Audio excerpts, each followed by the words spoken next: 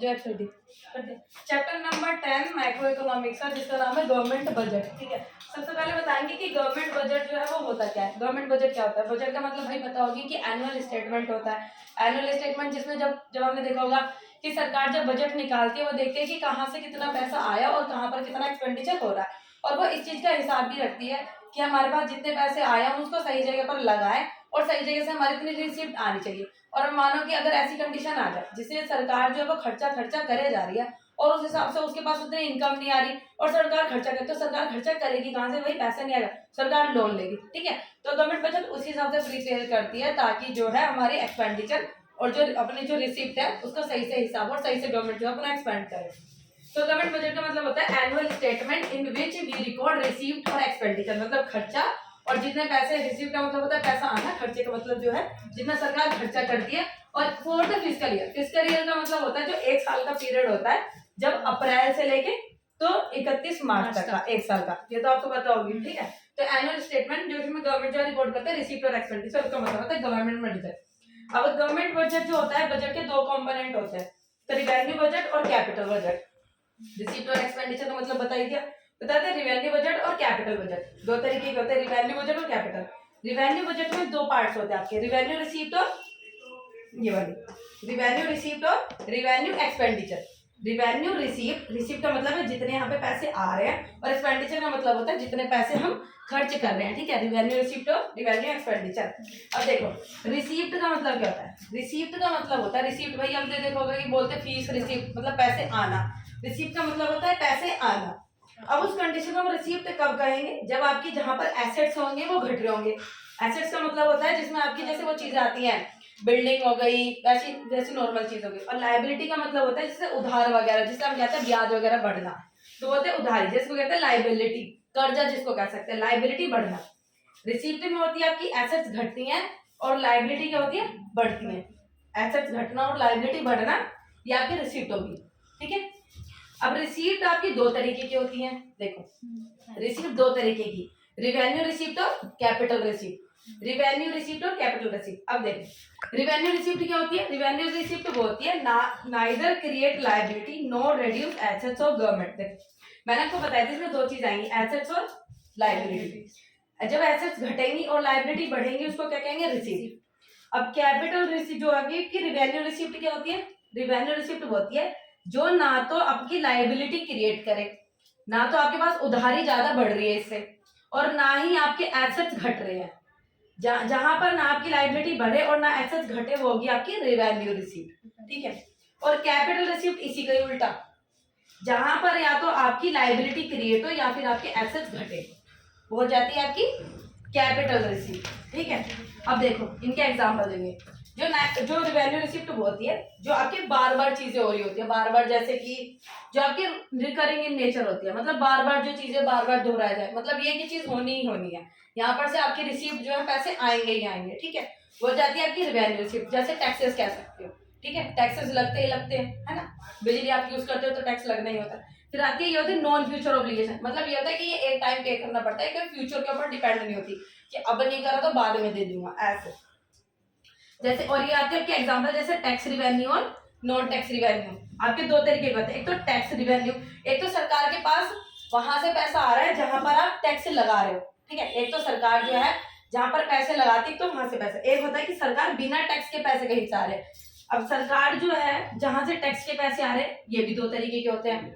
Tax revenue दो तरीके के होते हैं, डायरेक्ट और इनडायरेक्ट। ठीक है, एक होता है डायरेक्ट टैक्स और एक होता है इनडायरेक्ट टैक्स। डायरेक्ट टैक्स वो होते हैं जिसका बर्डन हम शिफ्ट नहीं कर सकते, वो उसी को ही देने होते हैं। अब जैसे कि मानो इनकम टैक्स मुझे देना, तो मैं ये नहीं कहूंगी भाई मेरी मैं अभी इनकम टैक्स नहीं दे रही, तुम देना, मेरा इनकम टैक्स है तो तुम देना। ठीक है, वो ऐसे कह सकते हो जिसका बर्डन हम शिफ्ट नहीं कर सकते। और ये क्या होती है आपकी इनकम के साथ बढ़ती है, रोक देना टैक्स होते हैं, इसका बर्डन हम शिफ्ट नहीं कर सकते। और ये क्या होती है इंक्रीज विद इनकम, जैसे जैसे जिसकी इनकम बढ़ेगी उस हिसाब से उसके ऊपर टैक्स जो है वो बढ़ता चला जाएगा। अब देखो भाई जिसके पास ज्यादा इनकम होती है उसको ज्यादा टैक्स पे करना पड़ता है। ठीक है, और वो भी सही है, क्योंकि ऐसा होता है कि भाई कि टैक्सेस सबको पे करने पड़ते हैं, लोअर क्लासेस को भी अपर क्लासेस को भी।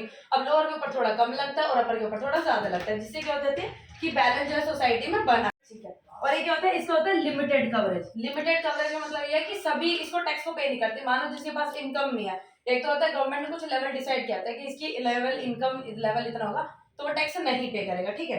तो क्या होता है लिमिटेड कवरेज होती है, सभी इसको पे नहीं करते और ये कहते हैं लिमिटेड कवरेज होती है। अब आ जाते हैं हमारी नॉन टैक्स रिवेन्यू। पहले हमने पढ़ा कि जैसे रिवेन्यू रिसीव्ड आपकी ये वाली होती है, अब मैं दोबारा एक्सप्लेन कर दूं। फिर होती है आपकी नॉन टैक्स रिवेन्यू।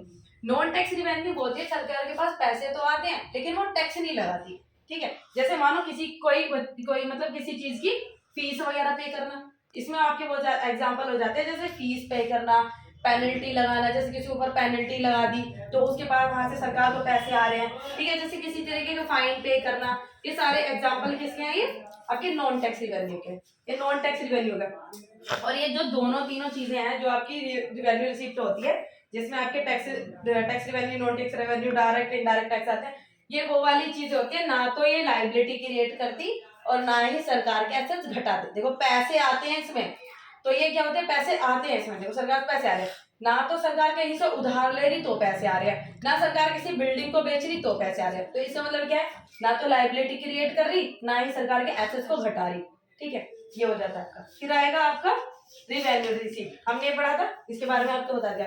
फिर आता है रिवेन्यू रिसीप्ट, वो कैपिटल रिसीप्ट। कैपिटल रिसीप्ट वो बताई थी, या तो ये लाइबिलिटी किसी तरीके की क्रिएट करेगी। अब लाइबिलिटी से आपको क्या पता चला कि जो हमारी लाइबिलिटी मतलब जो ब्याज है, जो कर्जा है वो बढ़ा देगी। तो आपको पता है भाई कर्जा बढ़ाएगी तो इससे क्या पता है हम लोन लेंगे, इसमें क्या देगा आपका एग्जांपल लोन, बोरो, हम किसी से बोरो कर रहे हैं, उधारी। और या तो एसेट्स जो है सरकार के एसेट्स घट जाएंगे, ये वो चीजें करते हैं, या तो सरकार के एसेट्स घटा देंगे या फिर जो है लाइबिलिटी क्रिएट, जैसे कि। और ये क्या होते हैं बार बार रिकरिंग इन नेचर और फ्यूचर ऑब्लिगेशन, मतलब ये फ्यूचर के ऊपर हो जाती है कि लोन अभी इंसान ने लिया है वो अभी पे नहीं करेगा तो वो क्या हो गया फ्यूचर में पे करेगा, ठीक है।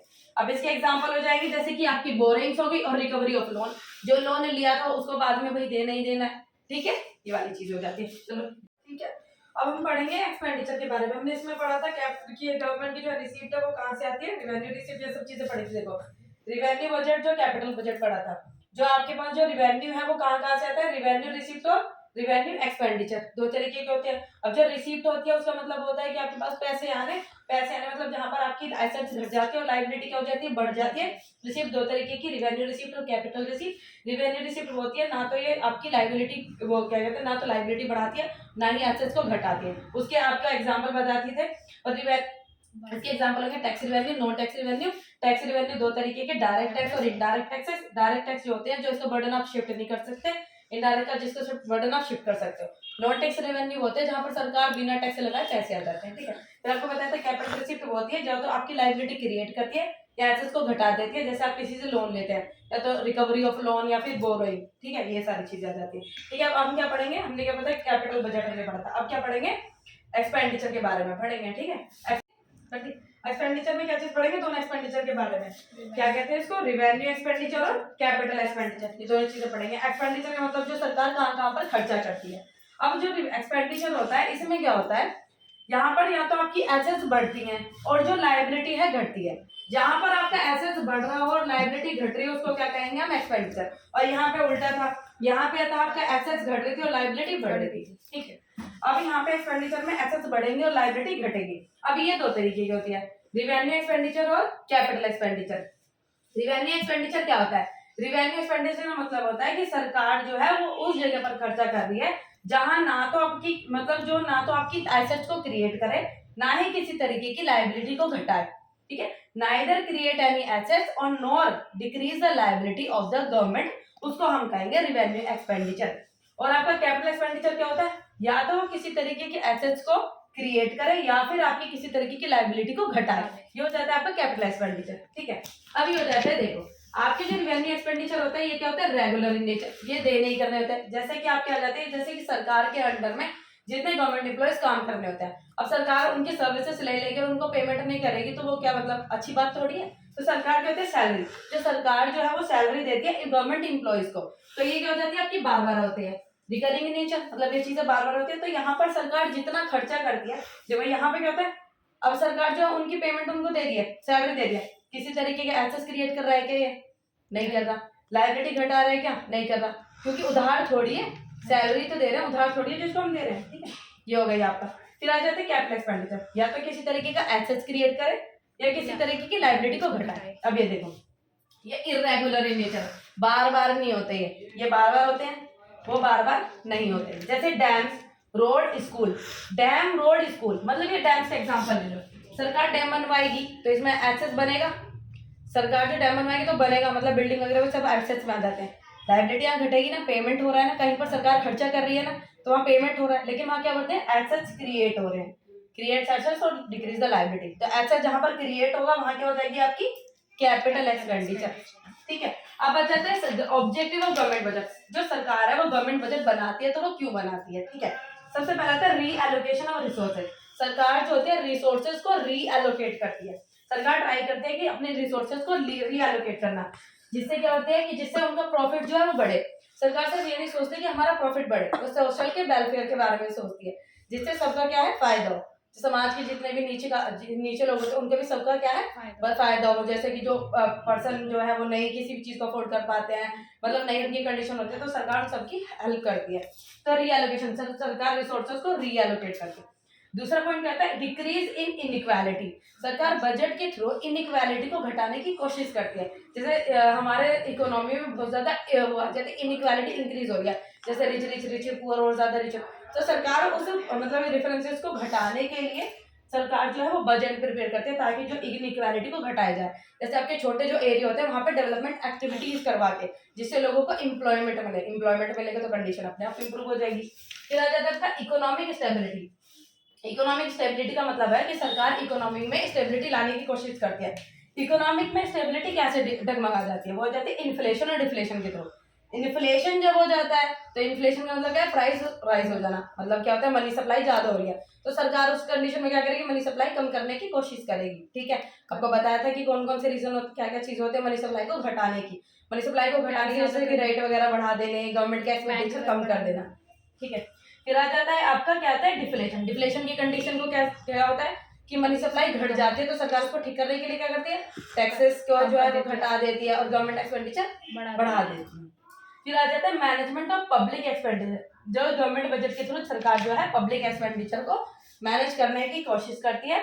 और decrease regional disparity. Regional disparity का मतलब होता है जैसे रीजन में कोई रीजन होता है जो वेल डेवलप्ड होता है, कोई रीजन में इसमें कुछ भी इतना ज्यादा इंफ्रास्ट्रक्चर डेवलपमेंट नहीं होता, तो सरकार उस इनइक्वालिटी को घटाने के लिए गवर्नमेंट एक्सपेंडिचर जो है वो बजट के थ्रू, ये उनके ऑब्जेक्टिव होता है बजट के थ्रू, कि जो रीजनल डिस्पैरिटी होती है उसको ठीक करने की कोशिश करती है। फिर आता है आपका इकोनॉमिक ग्रोथ। सरकार जो है इकोनॉमिक ग्रोथ लाने की कोशिश करती है। इकोनॉमिक ग्रोथ कैसे होती है, हमारी जीडीपी बढ़ने से। और जीडीपी कब बढ़ेगा, जब आपका प्रोडक्शन बढ़ेगा, प्रोडक्शन बढ़ेगा तो एम्प्लॉयमेंट बढ़ेगी, एम्प्लॉयमेंट बढ़ेगी तो लोगों के पास सैलरी आएगी, इससे आपको ऑटोमेटिकली जीडीपी जो है वो इंक्रीज होगा, प्रोडक्शन के बाद जीडीपी। तो बस यही है, आपकी चैप्टर कंप्लीट हो गया। ठीक है।